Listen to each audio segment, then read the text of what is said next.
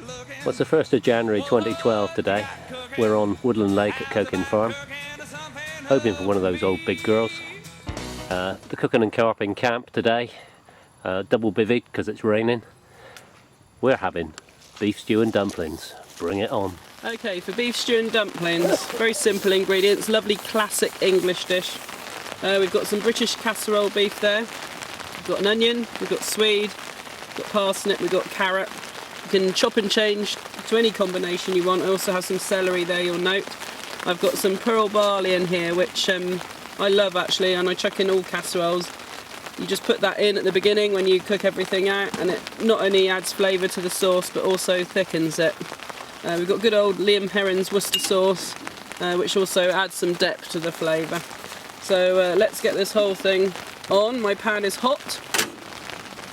Get some spray into the pan to grease it. As you can see, it's already starting to warm up there, that pan. We'll get the onion chopped. So as I said before, you cut the onion on the end, you keep the root end intact. Cut it in half, peel.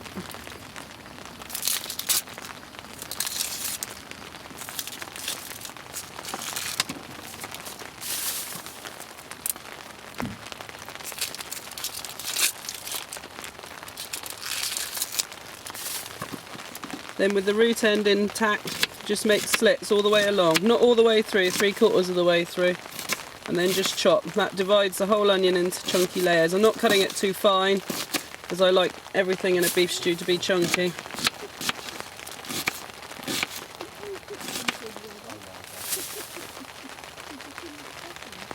Yeah, we're good at that.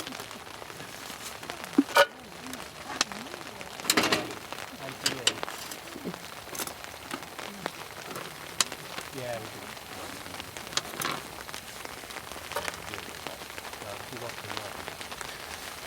Once we get the onions soft and cooked in a pan, then we're going to add the meat.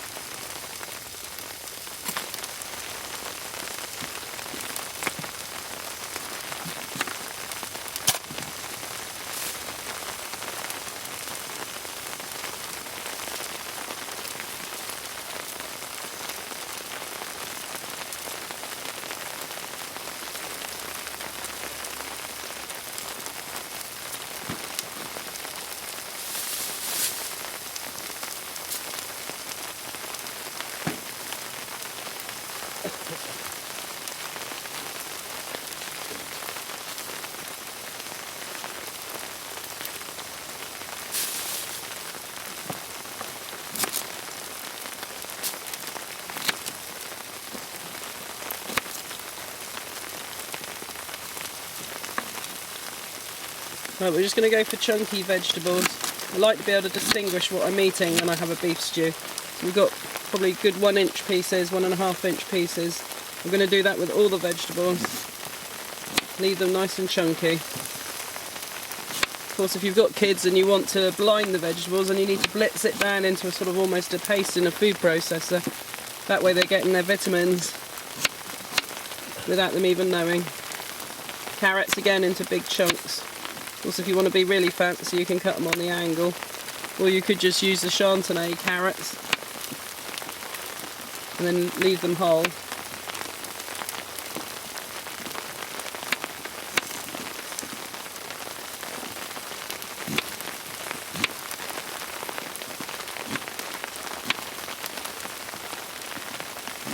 There's nothing nicer than a warming beef stew on a cold day, especially with those fluffy little dumplings on the top.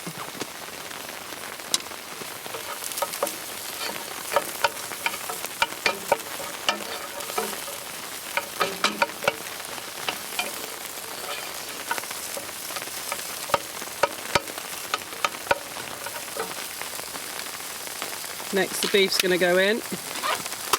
This is already cubed, so nice and easy. Chuck that straight in. We want to sear the meat on all the outside. That way it'll capture all the moisture and seal the flavours in.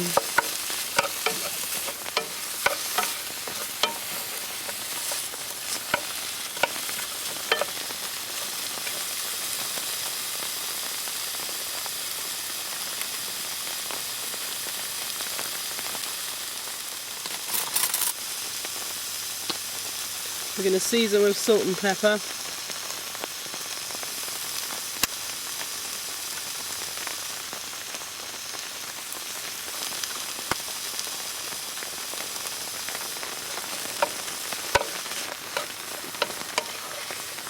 That beef just already, a couple minutes in the pan, just smells absolutely awesome with the onions.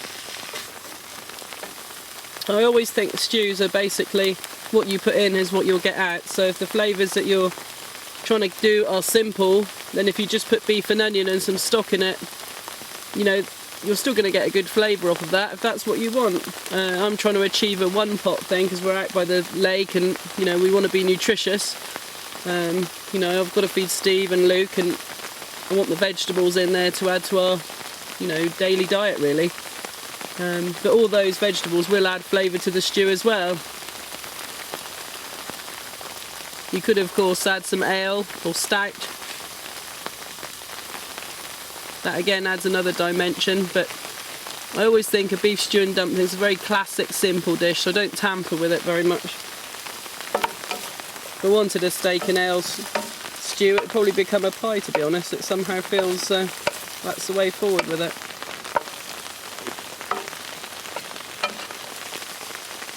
But for me, when I make stews at home, it's a question of going in the fridge, seeing what I've got and chucking it in. Don't get overcomplicated or fret about it. Just chuck whatever vegetables you can find in there. It's just coming up to 2 o'clock in the afternoon and I really want to get this stew ready because at 4 o'clock we're going to be dark. You know, and we want to see what we're eating. Although we have got a certain amount of lightage. So this is going to take a couple of hours just braising on top of the stove.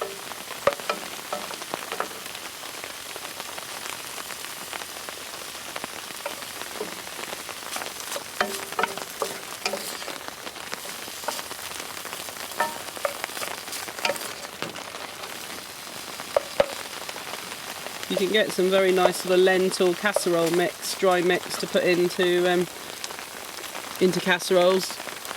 That usually has things like the pearl barley, the red lentils, that kind of thing.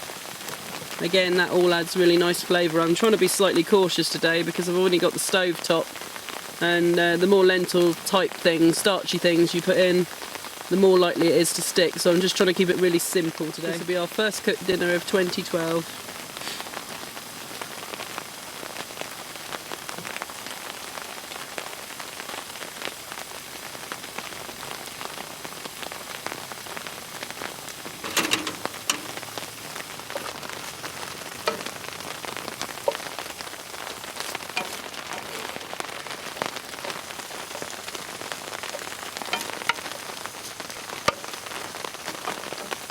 I'm going to sprinkle some dried thyme into it. That's just another little flavour to add to the dimension.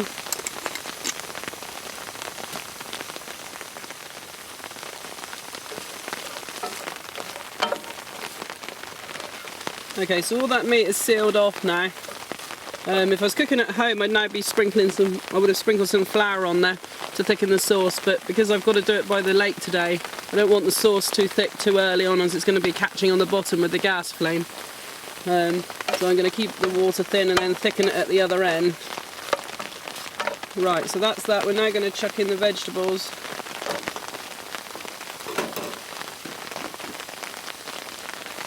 Of course, this is all adding as a cheaper bulk, don't forget. So we've had 500 grams of beef there, which is going to feed the 3 of us. You know, we've got 4 carrots, we've got half a swede, we've got a couple of celery sticks, we've got 1 small parsnip. You know, that's going to offer a big meal, hearty meal for us tonight. We're just going to have that with some potatoes. Very uncomplicated, simple tea. It's just a question of getting it on early enough so that it's ready. Planning ahead. Look at the colours. Anyway. Yeah, you're going to have to sort of cover it really. Okay, so now we're adding the water. I'm going to pop in a beef stock cube just to deepen the flavour on it. So that will just dissolve in as it's cooking.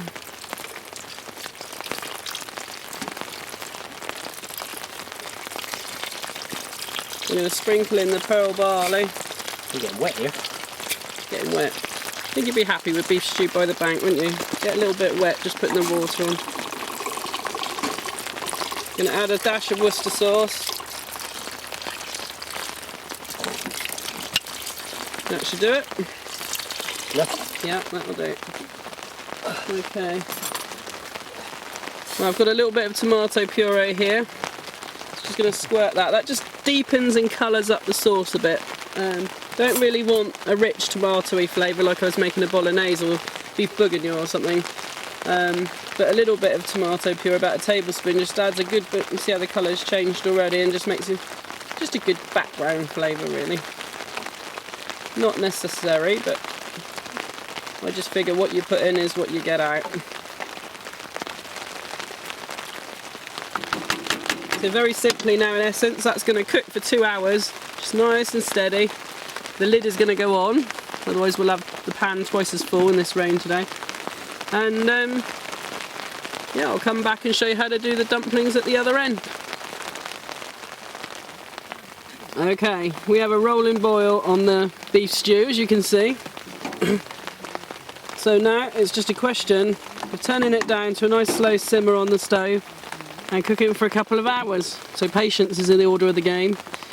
Not very easy when you're hungry and it's cold outside and it's peeing down with rain. And I could just sit and eat this right now, to be honest. But patience, patience. I'm going to go in the other bivvy now where I can't smell it. Okay, we're down to the last 20 minutes of the cooking now. Just going to thicken up the sauce.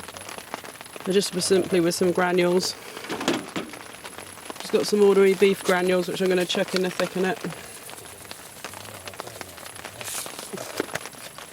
And I've got some thickening granules just for instant, which again will thicken it up.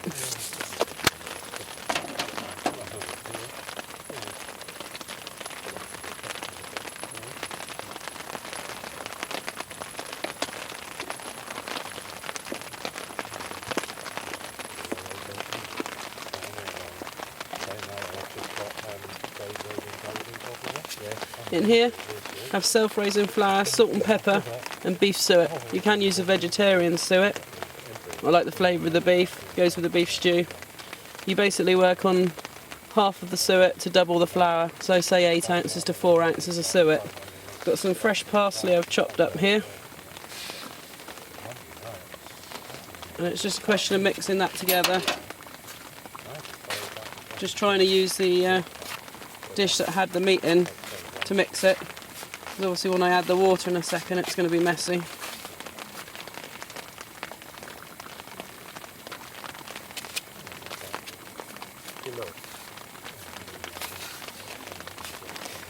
And it's just a question of adding some cold water to make a paste.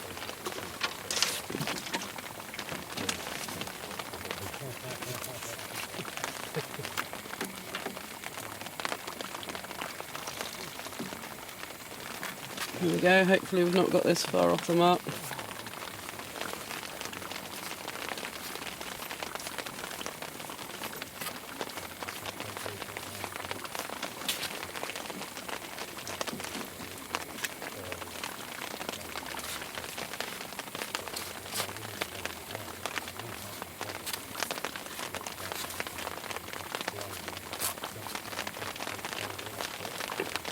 And then it's just a question of dropping that on top of the stew.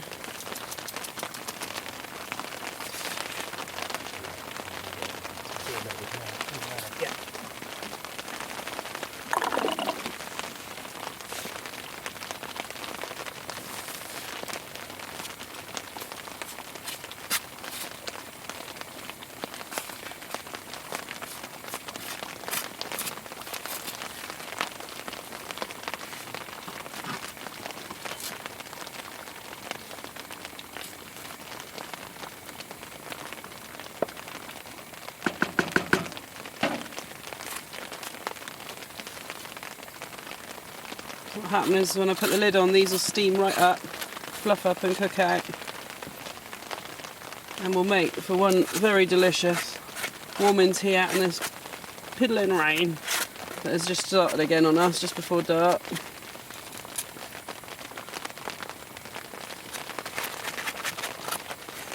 I have to say, there is nothing more delicious than beef stew and dumplings, and while we eat it outside, it's just the icing on the cake. The lid is on, they're just going to steam. In here, I've got potatoes, which I'm just going to cook out, and then dinner will be ready. Okay. In here, we have our boiled potatoes that I brought peeled from home and just had in a bag sealed and airtight so they didn't go black. Just going to strain these off and put lashings of butter on them. And then hopefully our beef stew is nearly ready. Look at that. Oh my god, I just can't wait to get into this tonight. I am so hungry. The weather here is just shite this afternoon, and just something warm and take refuge in the bivvy. It'll be just so delicious tonight. This is the way forward, I think. A bottle of red wine in the bivvy. We are sorted. It's been pretty difficult this afternoon. The light's closing in. It's been really difficult cooking because we're confined to under the bivvy today. But it just goes to show that you can do it, and I have done it. And this is the result. I just cannot wait to eat this. Nor can I. I'm cold and starving. Oh, so hungry. So Get here we it go. plated up. Let's dish it up.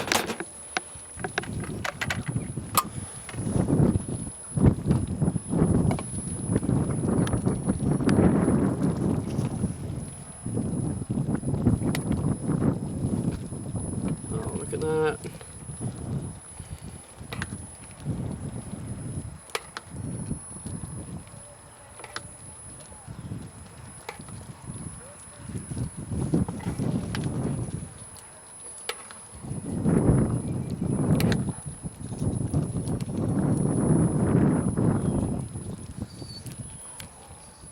Now that is a meal fit for a queen. Or a king. Fisher. Mine.